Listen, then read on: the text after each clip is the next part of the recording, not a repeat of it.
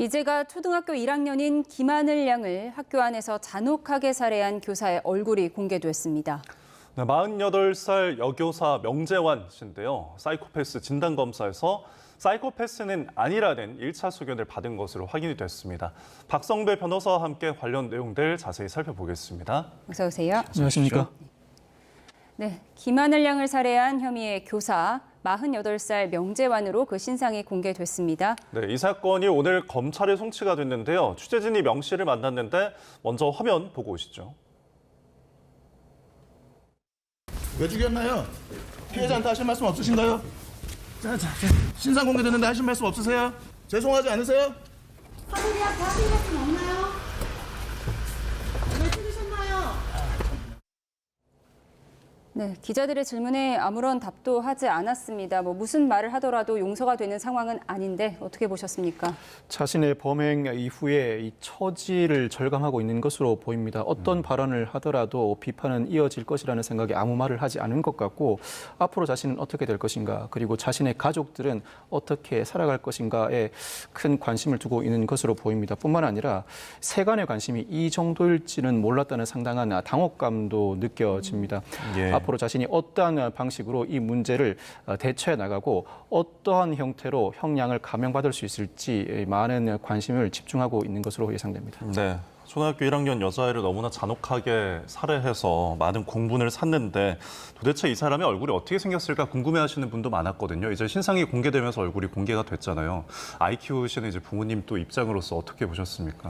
평범한 얼굴입니다. 우리 예. 주변에서 흔히 볼 수 있는 평범한 얼굴이고 실제로 이 수사기관이나 법원이 접하는 각종 피고인들의 모습도 특별하다기보다 우리 주변에서 흔히 볼 수 있는 평범한 모습을 하고 있습니다. 예. 사실 이 사건은 학교 안에서 교사로부터 학생이 살해된 사건입니다.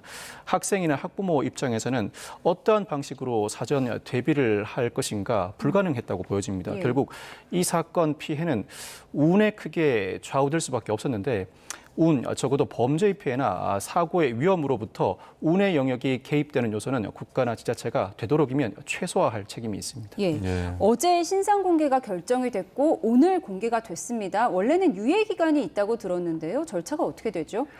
경찰이 신상 정보 공개가 필요하다는 판단에 이르면 신상 정보 공개 심의위원회에 심의를 의뢰합니다. 10명 내외의 신상 정보 공개 심의위원들 과반 출석, 과반 찬성으로 신상 정보 공개를 결정하게 되고 결정이 공개된다고 하더라도 곧바로 결정하지 않고 당사자에게 결정 사실을 통지하고 5일의 유예 기간을 둡니다. 신상 정보 공개는 당사자뿐만 아니라 당사자를 둘러싼 가족, 지인에 미치는 영향이 상당히 큰데 한 번 신상이 공개되면 다시는 그 원 상태로 회복할 가능성이 존재하지 않기 때문입니다. 네. 5일의 유예 기간을 두면 이 당사자가 행정법원에 집행 정지를 신청할 수 있는데 그 조치를 통해서 법원이 집행 정지 결정을 하게 되면 신상 정보 공개는 하지 못합니다. 그렇지만 이 사건에서 명 씨는 그와 같은 유예 기간 설정에 동의를 하지 않은 상황, 즉 즉각 공개에 대해 동의를 한 상황이므로 5일의 유예 기간 없이 곧바로 신상 정보가 공개되기에 이르렀습니다. 네, 심의를 열고 결정하기까지는 조금 금방 이루어진 것 같은데 지금 경찰 수사나 이 심의를 논의하기까지는 조금 더디게 이루어진 것 같거든요. 이 사건이 지난달 10일에 발생했습니다. 이미 한 달이 넘은 시점인데 그동안 명 씨가 하늘 양을 살해한 이후에 극단적 선택을 시도하다 예. 본인도 큰 수술을 받은 바가 있습니다. 산소 호흡기를 부착한 채로 중환자실에서 입원을 한 상태였고 경찰이 대면 조사를 시도해 봤습니다만 건강상의 이유로 대면 조사가 불발된 이후에 이번 달 7일에 전격적으로 건강을 회복한 이후에 체포가 이루어졌습니다. 체포 직후에 대면 조사가 이루어졌고 예. 무엇보다 경찰 수사이든 신상 정보 공개 결정이든 수사 과정에서 피의자 신문은 필수적인 절차라고 할 수 있습니다. 피의자 신문이 제대로 이루어지지 않은 상황에서 수사를 더 진행하거나 신상 정보 공개 결정을 하기에는 많은 어려움이 따랐던 것으로 보입니다. 예. 네.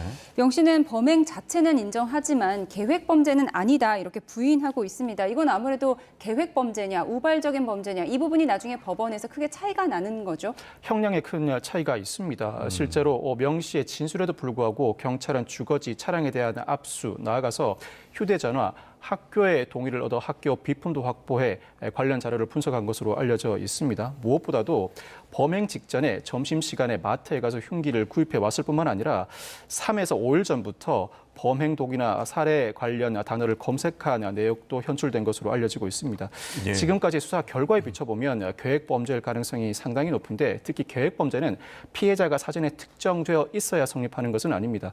불특정된 피해자라 하더라도 자신의 눈에 띄는 누군가를 살해하겠다는 의사를 애초에 가지고 있었다면 네. 우발 범죄가 아닌 계획 범죄로 충분히 평가될 수 있습니다. 애초에 예. CCTV에 흉기 사러 간 장면이 잡혔잖아요.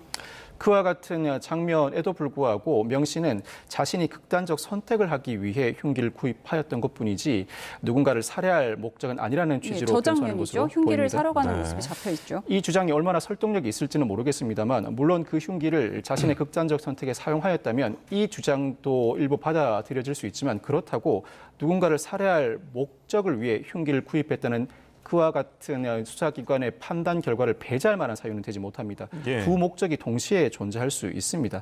계획범죄일 경우에는 형량이 상당히 높다고 평가할 수밖에 없습니다. 이 사건은 특가법상 13세 미만 미성년자 약취 유인의 사건입니다. 예. 우리 형법은 미성년자 약취 유인의 경우에는 목적을 불문하고 처벌하는 규정을 두고 있고 특가법은 13세 미만 미성년자 약취 유인의 경우에는 그 목적에 따라 가중처벌하고 특히 13세 미만 미성년자를 약취 유인하고 살해할 경우에는 예. 사형 또는 무기징역에 처하도록 하고 있습니다.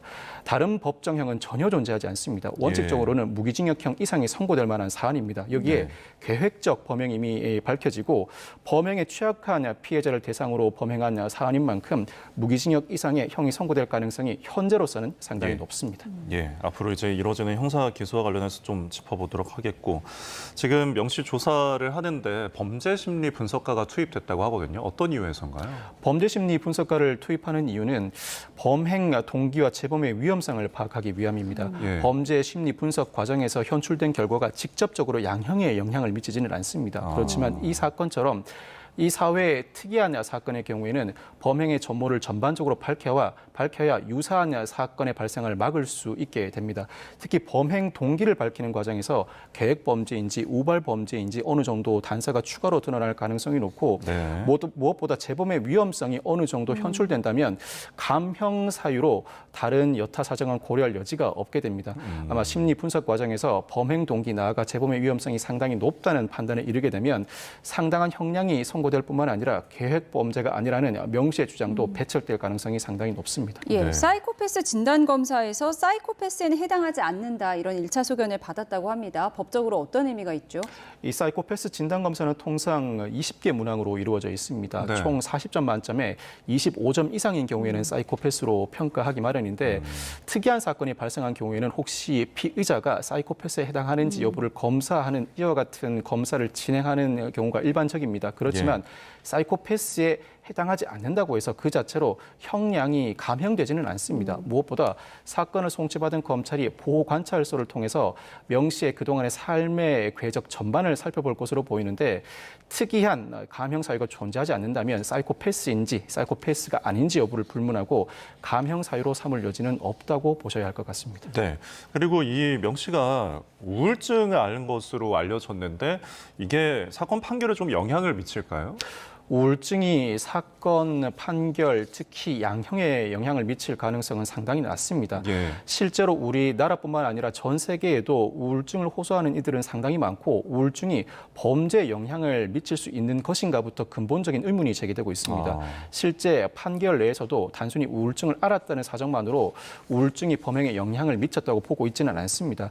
오늘 사건 결론을 발표한 경찰도 우울증과 이 사건은 전혀 관련이 없다고 딱 잘라 언급한 바도 있는데 네. 우울증이 실제 이 사건에 영향을 미칠 수 있으려면 감정을 통해서 심각한 우울증 나아가 다른 여타 정신 질환이 있어서 사건에 영향을 미쳤다는 의학적 소견이 제시되어야 하고 그럼에도 불구하고 재판부가 법적 판단으로서 이 사건 범행 당시에 그와 같은 심리적 상태가 실제로 영향을 미쳤는지 여부를 다시 한번 판단하는 과정을 거치게 됩니다. 이와 같은 판단을 거쳐서 실제로 감형할지 여부도 재판부의 전적인 재량에 맡겨져 있는 상황이라 우울증을 이유로 감형까지 이르기까지는 상당한 난점, 즉 우울증을 이유로 감형이 이루어질 가능성은 상당히 낮아 보입니다. 네. 우울증과 사이코패스에 대해서도 알아봤는데요. 이 사건 이후에 지금 온 국민이 충격을 받은 상황인데 학교 측이 책임 회피성 동의서를 요구했다고 합니다. 그러니까 귀가 학생의 안전을 책임지지 않는다. 이 부분에 대한 동의서를 받았다는 건데 정확히 정리해 주시죠. 이 학교가 2025학년도 선택형 프로그램 기존 방과 후 학교 참여 학생 및 응급처치 동의서 안내라는 가정통신문을 발부했습니다. 예. 학부모로부터 그 동의를 회수하려는 의도로 보이는데 네. 학생 귀가 시 발생하는 신변 안전 등의 모든 문제에 대해서 학교의 책임을 묻지 않을 것이라는 내용이 포함되어 네. 있습니다. 네.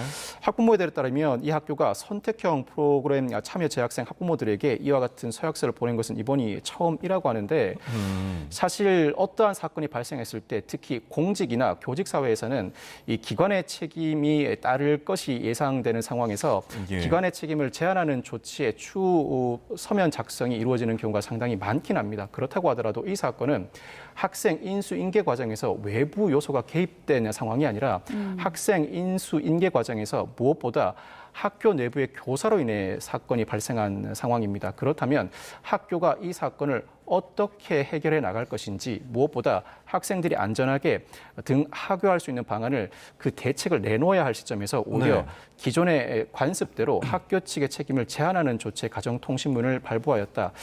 이 사건의 중대성이나 학교가 취해야 할 태도에 대해 상당히 잘못된 판단을 하고 있는 것으로 보입니다. 네. 언급하신 것처럼 이제 대책이 나와야 할 시점에서 사건이 터진 지 한 달도 안 됐는데 이런 동의서가 나오는 것이 좀 학부모들에게 논란이 되는 것 같은데 대전시 교육청이 좀 해명을 내놨습니다. 소개를 좀 해드리면은 프로그램 참여 학생 귀가 안전에 대한 학부모 동의서는 공통 사안이고 학교 측이 최근 안전에 대한 우려가 커진 상태여서 지침으로 활용되는 문구를 일부 강하게 수정해서 전달을 한 것 같다라고 해명을 했습니다. 이 부분은 어떻게 보세요? 공통 문구이다 보니 이와 같은 통지서를 받기 마련이다. 그렇지만 일부 문구를 해당 학교 측이 강하게 수정하였다는 취지로 보입니다. 강하게 수정한 것 자체가 문제입니다. 현 시점에서 이와 같은 조치를 취할 것이 아니라 오히려 수정한다면 학교 측에게 더 많은 책임을 부과하는 내용, 즉 당분간은 이 학생들의 귀가 과정에서 학교가 전폭적으로 지원하고 살피겠다는 내용이 들어가야 할 시점입니다. 그럼에도 불구하고 이 사건이 아직까지 종결되지 않았음에도 학교 측의 책임을 제한하는 이와 같은 문구를 삽입하는 것 자체가 상황 판단을 크게 그릇하게 하고 있는 것이라고 보여집니다. 알겠습니다. 맞습니다. 고 김하늘 양을 잔혹하게 살해한 교사 명재환 씨의 신상 공개가 됐다는 소식을 자세하게 짚어봤습니다. 다음으로 윤 대통령 탄핵 심판에 대해서도 좀 더 얘기를 나눠보도록 하겠습니다. 아무래도 대통령의 구속기한을 날짜가 아닌 시간으로 계산해서 풀어줬다. 이 부분의 후폭풍이 지금 계속 거세지고 있는데 대검찰청이 전국 일선 검찰청에 구속기간을 시간이 아닌 날로 다시 계산해라. 이런 지침을 내렸다고 합니다. 뭔가 혼선이 있는 건가요? 현장에서 큰 혼란을 빚고 있으니 대검이 지침을 내렸습니다. 기존 관례대로 구속기간을 시간이 아닌 날로 산정하되 사건을 마치면 신속하게 처리하라는 지침입니다. 그럼에도 불구하고 이 지침을 받아든 일선의 검사들이 얼마나 그 혼란을 해소할 수 있을지는 모르겠습니다. 예. 그 요지는 결국 위험성이 따르니 시간을 기준으로 산정하라는 취지로 읽히기도 합니다. 어떻게 하라는 것인지 명확하지 않은 부분이 있습니다. 즉시 항고를 포기하면서 기존 관례대로 구속기간을 날 기준으로 산정하라는 지침 자체가 검찰의 모순된 행태라는 비판도 나오고 있습니다. 예, 지금 오늘 국회 법사위 현안 질의가 지금 진행되고 있는데 여기서도 그 쟁점이 조금 언급이 됐습니다. 천대엽 법원행정처장이 이 구속기간 계산법이 확립된 대법원 판례가 없다라고 언급을 했는데 지금 검찰에서는 항고도 이제 포기한 상황에서 그런 상급 법원의 판단을 받아볼 수가 없지 않습니까? 현재로서는 구속기간 자체에 대한 상급법원의 판단을 받을 여지는 없습니다. 예. 오로지 향후 재판이 진행되는 과정에서 이 사건 본안재판부가 구속기간과 관련된 명시적인 판단을 다시 한번 해주고 그 판단에 대해서 항소심과 상고심을 통해 확인을 받을 수밖에 없는 상황입니다. 이 즉시 항고를 하지 않은 조치, 사실 개인 윤석열의 입장에서 비춰본다면 이 석방 지휘를 내릴 수밖에 없는 측면이 있습니다. 무엇보다 앞서 보석이나 구속 집행 정지에 대한 위헌 결정이 나온 상황에서 법원의 인신에 관한 지침이 내려진 만큼 이를 그대로 따르는 것이 검사의 인권 보호 관점에서 적절한 조치라고 할 수 있습니다. 그렇지만 그동안의 관례에 크게 배치되는 법원의 판단에 대해서는 일선의 혼란을 감안한다면 즉시 항고를 통해서 즉각적으로 상급심 법원의 판단을 받아 보았어야 하지 않나라는 아쉬움은 충분히 남습니다. 이와 같은 혼란은 당분간 계속될 것으로 전망됩니다. 네, 오늘 법무부 현안 질의가 법사위 현안 질의가 있었는데 김성우 법무부 장관 직무대행도 출석을 했습니다. 이 자리에서 대통령의 구속 취소는 부당하다고 생각한다면서도 즉시 항고는 위헌이 명백하다. 그러니까 즉시 항고를 검찰이 포기한 것에 대해서는 문제가 없다는 취지로 발언을 했네요. 즉시 항고 자체가 위헌에 해당할 여지가 많은 것은 사실입니다. 네. 그렇지만 앞서 구속 집행정지나 보석 관련 즉시 항고와 관련된 위헌 결정은 각각 그 사건의 개별적인 사유들이 작용한 사안입니다. 예. 구체적으로 그 당사자에게 구속 집행정지를 해주어야 할 만한 사안이 있다던가 보석을 허가해 줄 만한 사유가 존재하는 경우입니다. 그렇지만 이 사건 구속 취소 결정은 윤 대통령 개인적인 사정에 근거한 것이라기보다는 기존 관리와 배치되게 일반론으로서 구속기간 산정은 날이 아닌 시간을 기준으로 산정해야 한다는 근거에 바탕을 두고 있습니다. 이와 같은 예. 일반론에 대한 해석론 차이라면 이때는 즉각적으로 검찰이 위헌 시비에도 불구하고 상급심 법원을 받아봄으로써 즉각적으로 이와 같은 혼란을 해소할 만한 책임이 있다고 보여집니다.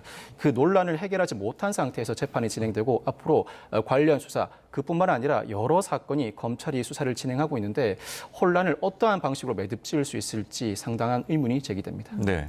사실 구속 취소가 지금 마치 단심으로 뭔가 결정이 된 것처럼 비춰지긴 하는데 검찰에서는 이제 본안에서 이 부분에 대해서 좀 다루겠다고 했거든요. 그럼 본안 재판에서 정말 이거를 다룰 수가 있는 겁니까? 본안 재판에서 실질적으로 다룰 방법은 존재하지 않습니다. 다만 이 구속기간 산정 오류를 바탕으로 재판부가 직권으로 구속 취소 결정을 한 만큼 판결에는 구속 취소와 관련된 재판부의 판단이 충분히 담길 것으로 보입니다. 예. 그 판단에 대해서 검사나 윤 대통령 측이 항소 또는 상고한다면 상급심 법원을 통해서 최종적인 판단이 나올 것으로 보입니다.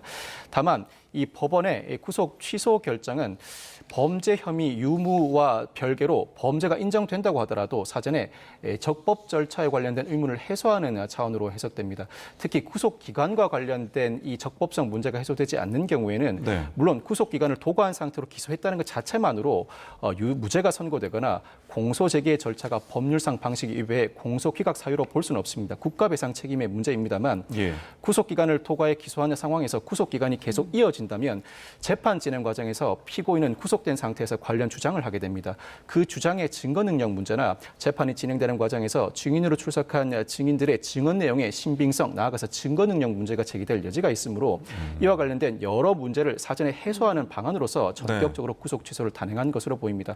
아마 이와 같은 염려하에 구속 취소를 단행한 만큼 이 재판부가 1심 판결을 선고할 때 구속 취소를 할 수밖에 없었던 사정도 판결문에 포함될 것으로 보이는데 결국 본안 재판 자체를 다툼으로써 상급법원의 판단을 받는 형태여야지 구속 기간 자체에 대해서 상급심의 판단을 당장 받을 방법은 존재하지 않습니다. 예, 일각에서는 즉시 항고를 포기했으니 보통 항고라도 해라 이런 주장도 나오는데 보통 항고를 할 수 있는지 없는지에 대한 문제도 정리가 안 된 것 같더라고요. 사실 제가 형사소송법을 다시 한번 살펴본 결과로도 네. 즉시 항고 대상은 보통 항고 대상이 아닌 것 같습니다. 즉시 항고와 보통 항고를 개별적으로 나누어 둔 이유는 원칙적으로 법원의 판결이 아니라 결정에 대해서는 항고를 할 수 있습니다. 예. 그중에서도 즉각적인 판단이 필요한 결정에 대해서는 즉시 항고를 별도 대상으로 포함시키고 있는 것입니다.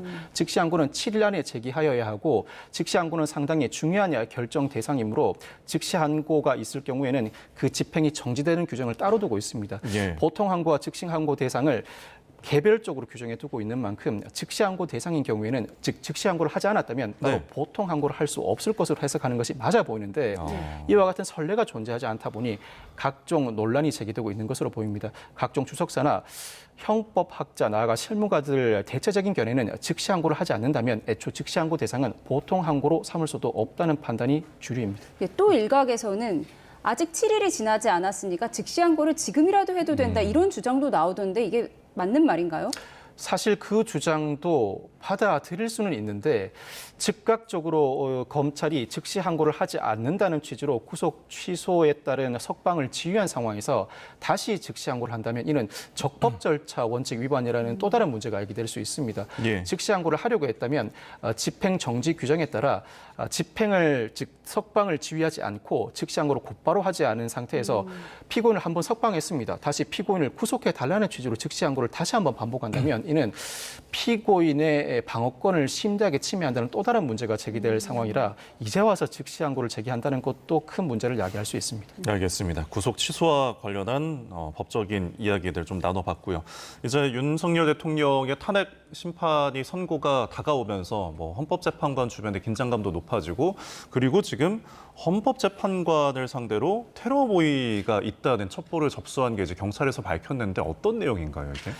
현재 모 청년단체가 보수단체 인사의 지원을 받아서 헌법재판소 재판관에 대한 테러를 모의한다는 첩보가 입수되었습니다. 예. 비교적 구체적인 첩보인데 이 단체가 퀵 서비스나 택배 기사 등으로 위장해서 기습 테러를 계획하고 있다는 부분입니다. 네. 관련해 경찰이 이는 그대로 지나칠 수 없어서 내사 또는 수사를 진행하고 있는 것으로 보입니다. 이 사건의 경우에는 실제로 어떠한 범행이 저질러져야 형사처벌 대상으로 삼을 수 있는 것이 사실이긴 합니다. 살인죄의 경우에는 예비 음모죄를 두고 있습니다만 예. 예. 특수 상해 등의 여타 범죄의 경우에는 예비 음모죄를 따로 두고 있지는 않습니다. 그렇다면 테러 방지법을 적용할 수 있을 것인가?